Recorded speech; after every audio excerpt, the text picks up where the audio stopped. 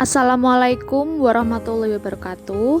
Perkenalkan, kami dari kelompok 1 yang beranggotakan pertama Amelia Wistiorini dengan NIM 71014190068. Kemudian yang kedua ada Indriani Apriliana dengan NIM 71014190075. Dan yang terakhir ada saya sendiri, Amalia Renazara Duma dengan NIM 71014190082, akan mempresentasikan hasil presentasi kami dengan judul Revolusi Industri dan Perkembangannya. Pengertian revolusi industri. Menurut Wijoyo Nitisastro mengemukakan bahwa revolusi adalah proses transformasi total dari kehidupan tradisional bersama teknologi yang baik atau pramodern, dalam arti organisasi sosial untuk pola ekonomi dan politik. Selanjutnya adalah pengertian revolusi industri 4.0 dan 5.0.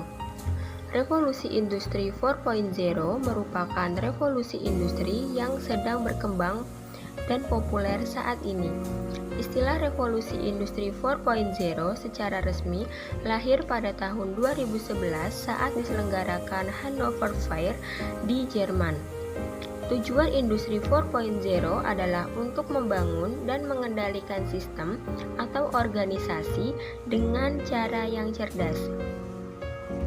Sedangkan Society 5.0 merupakan sebuah perencanaan ekonomi untuk mengintegrasikan seluruh aspek masyarakat dengan teknologi yang hadir di industri 4.0 setidaknya sebelum tahun 2050.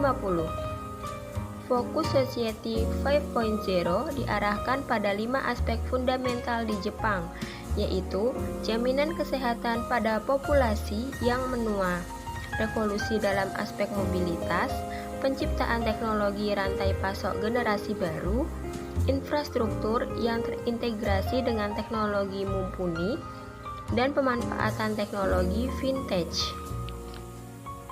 Selanjutnya adalah prinsip-prinsip industri 4.0. Menurut Herman, Pentek, dan Otto tahun 2016 ada beberapa prinsip industri 4.0, yaitu yang pertama, interoperabilitas atau kemampuan sistem secara harmonis. Adalah kemampuan mesin, perangkat, sensor, dan manusia untuk berhubungan dan berkomunikasi satu sama lain lewat internet untuk segala hal. Internet of Things atau internet untuk khalayak, Internet of People. Yang kedua adalah transparansi informasi, yaitu kemampuan sistem informasi untuk menciptakan salinan dunia fisik secara virtual bisa dilakukan dengan memperkaya model pabrik digital dengan data sensor. Yang ketiga yaitu bantuan teknik. Ada 2 bantuan teknis yang diperlukan. Yang pertama, kemampuan sistem bantuan untuk membantu manusia dengan mengumpulkan dan membuat visualisasi informasi secara menyeluruh agar bisa mengambil keputusan yang bijak dan menyelesaikan masalah genting yang mendadak.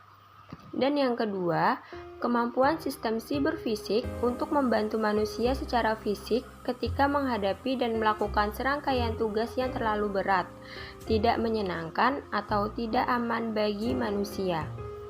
Yang keempat, keputusan mandiri, yaitu kemampuan sistem siberfisik untuk membuat keputusan sendiri dan melakukan tugas secara.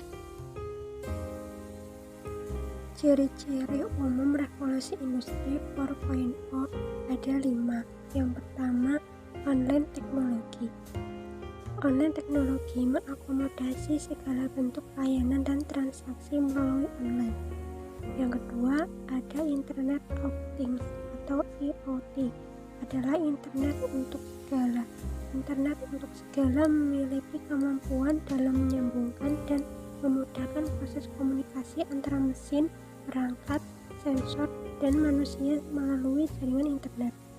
Yang ketiga ada disruption teknologi. Disrupsi ini tidak hanya mengubah keadaan sekarang, tetapi juga akan mengubah keadaan masa datang yang akan memunculkan kebaruan dan keberlimpahan di masa yang akan datang. Yang keempat ada artificial intelligence atau AI. Kecerdasan buatan adalah kecerdasan yang ditambahkan oleh manusia ke dalam suatu sistem teknologi, diatur, dikembangkan dalam konteks ilmiah, dan merupakan bentukan dari kecerdasan entitas ilmiah yang ada. Dan yang terakhir ada big data. Big data adalah semua informasi yang tersimpan pada komputasi awan. Lalu ada dampak revolusi industri terhadap perkembangan bisnis. Sejak revolusi industri yang terjadi di Inggris sampai sekarang, dunia ilmu pengetahuan dan teknologi terus berkembang. Perkembangan akal dan pemikiran manusia terus melahirkan pengembangan teknologi baru. Oleh karena itu, dampak revolusi industri terhadap perkembangan bisnis adalah yang pertama, peningkatan daya saing bisnis. Dampak revolusi industri adalah meningkatkan daya saing global melalui kerjasama dan konfederasi perusahaan. Terlihat bahwa produk tidak lagi dibuat oleh seorang pekerja di masa depan, melainkan oleh robot atau programmer. Yang kedua, peningkatan produktivitas dan pendapatan. Dengan peningkatan efisiensi, penurunan daya operasional menyebabkan peningkatan pendapatan dan keuntungan. Ini juga mendorong peningkatan produktivitas. Dan yang ketiga, pengembangan teknologi yang dipercepat. Dampak revolusi industri adalah menyediakan platform untuk dasar inovasi lebih lanjut dengan teknologi yang berkembang, misalnya dengan aplikasi pembukuan akuntansi. Kemudian ada dampak positif revolusi industri. Dampak positif revolusi industri adalah melahirkan berbagai kemudahan bagi manusia, baik melakukan pekerjaan maupun cara berhubungan satu sama lain. Seperti yang pertama, kemudahan dalam mengakses informasi, karena dapat menggunakan gadget maupun teknologi lainnya. Yang kedua, efektivitas dalam bidang produksi, dengan mengganti tenaga manusia yang ada dan menggantinya dengan teknologi mesin. Yang ketiga, dapat meningkatkan pendapatan nasional, karena dapat memproduksi barang dalam waktu yang relatif singkat dengan kualitas yang baik. Yang keempat, peningkatan peluang kerja bagi tenaga ahli. Hal ini dikarenakan walaupun menggunakan mesin, tetap saja membutuhkan tenaga ahli manusia untuk menggerakkannya. Dampak negatif revolusi industri. Selain dampak positif, perkembangan teknologi juga bisa berdampak negatif terhadap kehidupan manusia dan dunia bisnis. Antara lain, yang pertama, pergantian tenaga manusia dengan mesin yang mengakibatkan pengangguran yang tidak diduga sebelumnya. Kemudian yang kedua, munculnya aplikasi online di berbagai bidang seperti transportasi, jasa pelayanan, dan transaksi yang dilakukan secara online. Bahkan pekerjaan yang bersifat rutin dapat diganti dengan mesin. Kemudian yang ketiga, pergantian tenaga manusia di berbagai jasa pelayanan seperti di atas sudah pasti akan menimbulkan banyak pengangguran dan masalah sosial lainnya. Cara menghadapi industri 4.0. Kemajuan teknologi yang terjadi telah mengintegrasikan dunia secara fisik, digital, dan biologis sehingga memengaruhi semua bidang. Bidang-bidang yang telah mengalami terobosan dan dipengaruhi oleh kemajuan teknologi baru adalah yang pertama, robot kecerdasan buatan atau artificial intelligence robotik, kemudian yang kedua teknologi nano, ketiga bioteknologi, yang keempat teknologi komputer kuantum, dan yang kelima ada teknologi berbasis internet. Berdasarkan hasil forum internasional tahunan yang bertemakan Mastering the Fourth Industrial Revolution pada tahun 2016, revolusi industri 4.0 akan menyebabkan disrupsi dan gangguan yang tidak hanya di bidang bisnis, tetapi juga pada pasar tenaga kerja. Hal ini berarti akan ada banyak jenis pekerjaan yang hilang dan tergantikan oleh fungsi robot atau kecerdasan buatan. Oleh karena itu, untuk menghadapi revolusi industri 4.0 sudah barang tentu diperlukan dan dipersiapkan berbagai langkah dan keterampilan yang harus dimiliki oleh setiap orang. 4 keterampilan utama yang diperlukan pada industri 4.0 yaitu yang pertama ada communication atau komunikasi. Komunikasi dapat memperlancar, mempermudah, dan mengembangkan akses usaha.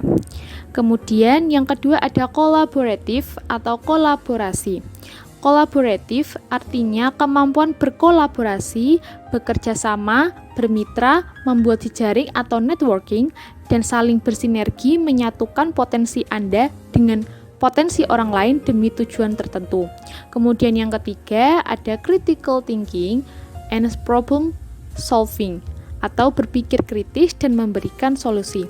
Jadi critical thinking adalah kemampuan untuk memahami suatu masalah yang rumit.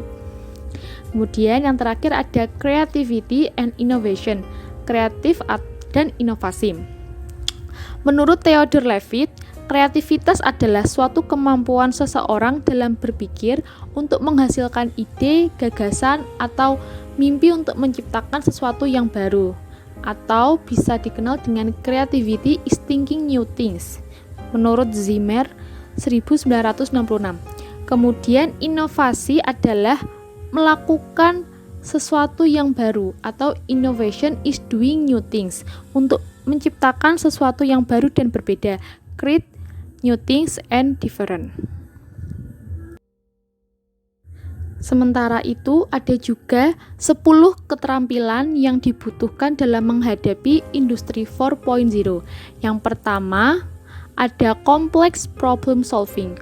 Complex problem solving merupakan kemampuan menyelesaikan masalah yang kompleks, dimulai dari melakukan identifikasi, menentukan indikator, ciri, dan atau elemen utama dari suatu masalah, melihat berbagai kemungkinan solusinya, melakukan tindakan untuk menyelesaikan masalah, serta mencari pelajaran untuk dipelajari dalam langkah penyelesaian masalah. Kemudian yang kedua ada critical thinking. Critical thinking merupakan kemampuan untuk berpikir secara logis atau masuk akal, kognitif, dan membentuk strategi yang akan meningkatkan kemungkinan hasil yang diharapkan. Yang ketiga, ada creativity. Creativity adalah kemampuan untuk terus melahirkan ide, gagasan, mimpi, dan berinovasi untuk menemukan sesuatu yang unik dan bermanfaat bagi masyarakat dan lingkungan. Kemudian yang keempat ada people management. People management adalah kemampuan untuk mengatur, memimpin, dan memanfaatkan sumber daya manusia secara tepat, sasaran, dan efektif. Yang kelima ada coordinating with other, kemampuan untuk kerjasama secara tim dan berkolaborasi dalam melakukan pekerjaan secara kompak sangat diperlukan. Kemudian yang keenam ada emotion intelligence. Emotion intelligence adalah kemampuan seseorang untuk mengatur, menilai, menerima, serta mengontrol emosi dirinya dan orang lain di sekitarnya. Kemudian yang ketujuh ada judgment and decision making. Judgment and decision making adalah kemampuan untuk membuat pertimbangan atas situasi yang dihadapi dan kemampuan untuk mengambil keputusan dalam kondisi apapun, termasuk saat sedang berada di bawah tekanan. Kemudian yang kedelapan ada service orientation. Service orientation adalah keinginan untuk membantu dan melayani orang lain sebaik mungkin untuk memenuhi kebutuhan mereka. Kemudian yang kesembilan ada negotiation. Negotiation adalah kemampuan berbicara, bernegosiasi, dan meyakinkan orang lain dalam aspek pekerjaan. Kemudian yang terakhir atau yang ke-10 ada cognitive flexibility. Cognitive flexibility adalah kemampuan untuk menyusun secara spontan suatu pengetahuan dalam banyak cara dan merespons segala hal untuk menyesuaikan diri secara cepat dengan tuntutan situasi yang terjadi. Baiklah, sekian hasil presentasi dari kami. Semoga bermanfaat untuk kita semua dan mohon maaf jika masih terdapat kekurangan dalam pembuatan materi. Sekian dari kelompok kami. Wassalamualaikum warahmatullahi wabarakatuh.